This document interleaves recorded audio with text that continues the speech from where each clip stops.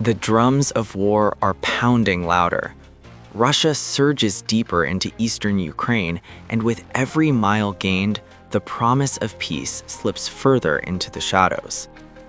On the Kharkiv front, Moscow claims it has seized Novoplatonovka, boasting of devastating losses inflicted on Ukrainian forces. Now, the spotlight burns on Borovaya, a strategic prize whose fall could rip open the Kharkiv region and unleash the next, deadlier phase of Russia's advance. The map of war-torn Ukraine is shrinking day by day as fighting intensifies and diplomacy stalls. The Russian Defense Ministry said that its troops liberated the community of Novoplatonovka in Kharkiv over the past 24 hours in the special military operation in Ukraine. The Russian MOD said Battle Group West units liberated the settlement of Novoplatonovka in the Kharkiv region through active operations. In recent months, the Russian armed forces have been advancing at an increasing pace in the Donbas region and beyond, liberating one settlement after another. The liberation of Novoplatonovka is part of the Russian military's broader push to capture the key strongholds of Ukraine. Novoplatonovka is not just another village, it is a gateway. Just 3 kilometers away lies Borovaya. Control over Borovaya, along with the nearby settlement of Podliman, would give Russian troops access to an additional crossing to the right bank of the Oskol River. This would strengthen their defensive posture and help secure the southern axis near Kupiansk. At the same time, holding Borovaya creates favorable conditions for advancing toward Izium, a key logistics hub in the southeastern Kharkiv region. Military analysts have repeatedly stressed that without taking Izium and pushing deeper into the territory, any attempt to storm the Drushkovka, Slavyansk, Kramatorsk agglomeration would face serious obstacles. For this reason, experts believe Russian forces are pursuing a phased strategy aimed at isolating and clearing this stretch of the front. Meanwhile, intense fighting continues in the Kupiansk area. The overall position of Ukrainian forces in this sector is becoming increasingly difficult.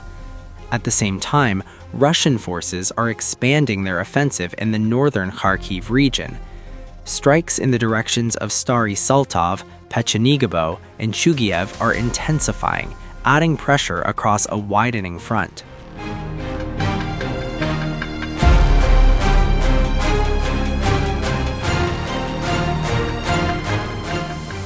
Moscow now claims devastating battlefield gains across nearly every major sector.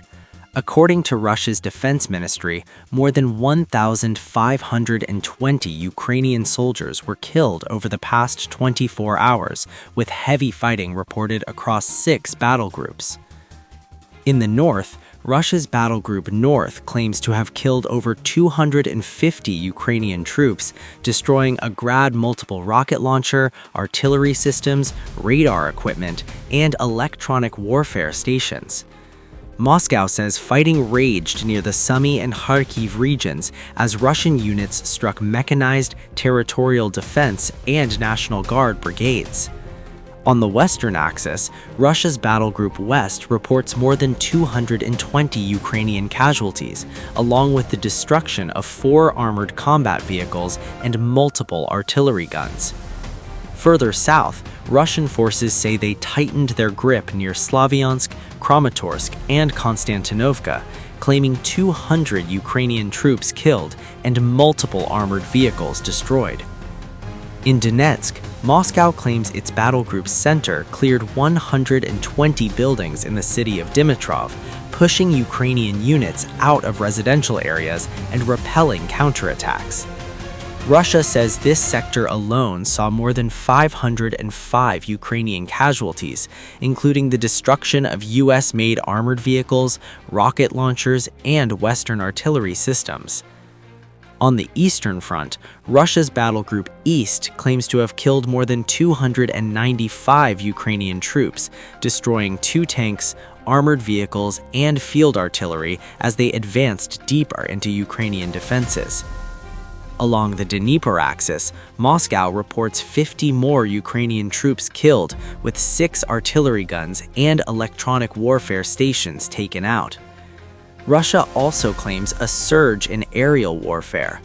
Moscow says its air defenses shot down 180 Ukrainian drones in just 24 hours, while Russian strikes hit UAV assembly workshops, troop deployment sites, and logistics infrastructure across 154 locations.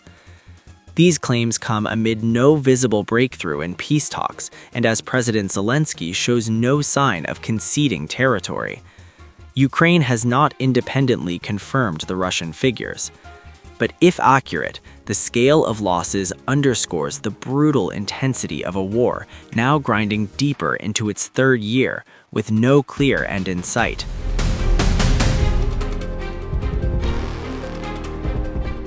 All this comes as peace remains elusive. The Kremlin says any pause in fighting must come through a binding peace agreement, not a temporary ceasefire, as Ukraine pushes for a Christmas truce. President Zelensky has shown no public sign of conceding territory. With both sides entrenched, the battle for eastern Ukraine is far from over. Украина предлагает рождественское перемирие. Как бы к такой идее отнесся Кремль? Сейчас речь идет о том, выходим мы на, как говорит президент Трамп, на сделку или не выходим. Наша позиция хорошо известна, она последовательна, она прозрачна и она понятна американцам. И в целом она понятна и украинцам, мы в этом убеждены. Если присутствует у украинцев и начинает доминировать желание подменить выход на сделку сиюминутными, нежизнеспособными решениями, мы вряд ли готовы в этом участвовать. Поэтому мы хотим мира, мы не хотим перемирия, чтобы дать, скажем так, передышку Украине и подготовиться к продолжению войны. Мы хотим остановить эту войну, достичь наших целей, обеспечить наши интересы и гарантировать мир в Европе на будущее. Вот что мы хотим. The clock is ticking on Europe's deadliest war in decades. In Kyiv, President Volodymyr Zelensky says the outlines of a peace deal are finally taking shape, and they could be ready within days. After high-stakes talks with U.S. officials in Berlin, Zelensky calls the draft plan very workable, a rare note of optimism in a war nearing its 4th year. American envoys are now preparing to take those proposals straight to Moscow, possibly before another round of talks in the United States next weekend. Washington believes momentum is building. U.S. President Donald Trump says this moment is different. We're closer now than we've ever been, he says. We had a very good conversation 1 hour ago with the European leaders, many of them involving the war with Russia and Ukraine. We had a long discussion, and things are seemingly going well, but we've been saying that for a long time, and it's a difficult one. We had, as you know, settled 8 wars, and one was having a little problem yesterday, Thailand and Cambodia. We were able to straighten that out. There was some killing going on that shouldn't have happened, and we appreciate them working to get it straightened out, and they have. The security protocols yesterday were amazing, and they have been amazing, having to do with Russia and Ukraine. And I had a long talk with President Zelensky. Also, I spoke with the heads of Germany, Italy, NATO, Finland, France, the United Kingdom, Poland, Norway, Denmark, and the Netherlands. We had very long and very good talks. And again, I think things are going along pretty well. 27,000 soldiers were killed last month. It shouldn't happen. It should have never happened, should have never started. That war should have never, ever started. But it did, and we're trying to get it solved. That was Biden's situation. We're trying to get it done. And I think we're closer now, and they will tell you that they're closer now. We had numerous conversations with President Putin of Russia, and I think we're closer now than we have been ever. And we'll see what we can do. We want to save a lot of lives. We sell equipment to NATO. We don't spend any money, but we do want to see if we can save a lot of lives. When you're losing 25,000 to 30,000 soldiers, mostly soldiers, or other people too, from towns, and like places like Kyiv, various other places throughout Ukraine, it's pretty bad. Nobody's seen anything like it, actually, since World War II. But we're getting closer. We're having tremendous support from European leaders. They want to get it ended also. And at this moment, Russia wants to get it ended. The problem is they'll want to get it ended, and then all of a sudden they won't. And Ukraine will want to get it ended, and all of a sudden they won't. So we have to get them on the same page. But I think that's working along. Very good talk. In fact, U.S. officials claim Ukraine and Europe already agree on nearly 90% of the American-authored peace framework, but the hardest questions remain unresolved. At the center of the deadlock, land. Zelensky is drawing a red line. Kyiv will not recognize Russian control over any part of the Donbass, the strategic eastern region Moscow still does not fully control. The U.S. is searching for compromise, even floating the idea of a free economic zone in the Donbass. But Zelensky is blunt. A free zone, he says, does not mean Russian control. Russia feels unsafe when its neighbors are safe, and it feels bad when their neighbors are doing well. Russia is a state that fundamentally rejects the idea of everyone, including itself, playing by the same rules. And that's exactly where the real path to peace begins. It's not enough to force Russia into a deal. It's not enough to make it stop killing. We must make Russia accept that there are rules in the world and that it cannot deceive everyone. This is the path to lasting peace. And I thank you, Netherlands, for standing with us on this path and for supporting all the elements of the just end to this war, from stopping the killing to defending justice for Ukraine. It truly matters. And I'm sincerely grateful to you for that. Thank you. Ladies and gentlemen, together with partners, we are working not only to stop the bloodshed, but to change the situation along Russia's borders so there is no opportunity to start another war. And we understand that criminals don't change in a day. That's why the talks these days are not only about ceasefire, but about security guarantees. This is not only about diplomacy, not only about physical security. It's also about making Russia finally learn to live by the rule of law. And it will only work if there is true accountability, if the punishment of the aggressor becomes inevitable. Yes, it's not easy, but it's not as difficult as some may try to portray it. We have already done a great job.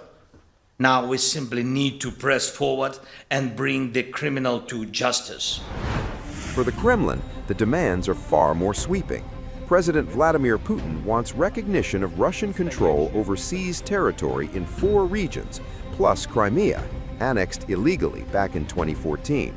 And Moscow is warning it won't accept half measures. The Kremlin says it wants a comprehensive peace, not a temporary truce. No pauses, no breathing room, no deal that allows Ukraine to rearm. As diplomatic pressure builds, Europe is stepping in with its own proposal. European leaders are now backing a multinational peacekeeping force led by Europe and supported by the United States, designed to enforce any future deal and deter Russia from breaking it. But Moscow says it hasn't even seen the plan.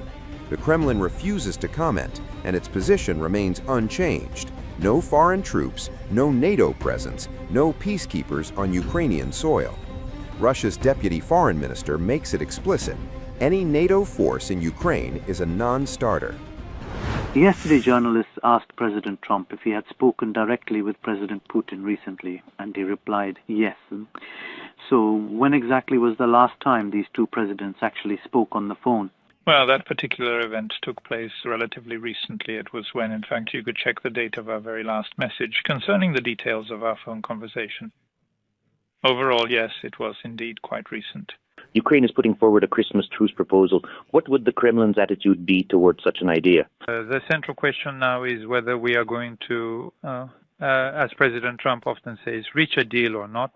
Our position is well known, it is consistent, it is transparent, and it is quite clear to the American people. And generally, it's understandable to Ukrainians. We are convinced of that. If Ukrainians have a desire to replace the path to a deal starts to dominate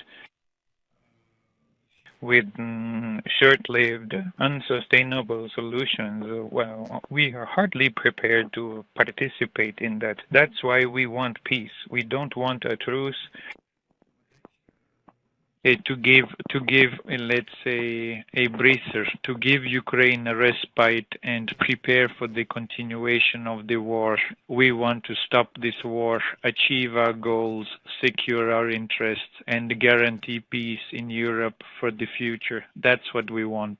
European leaders have outlined their vision concerning security guarantees for Kyiv in a joint statement. Does this document contain any provisions that are unacceptable to the Kremlin? Does this initiative truly bring about peace? And is it truly expected by the Kremlin that, in essence, no security guarantees for Russia are being discussed?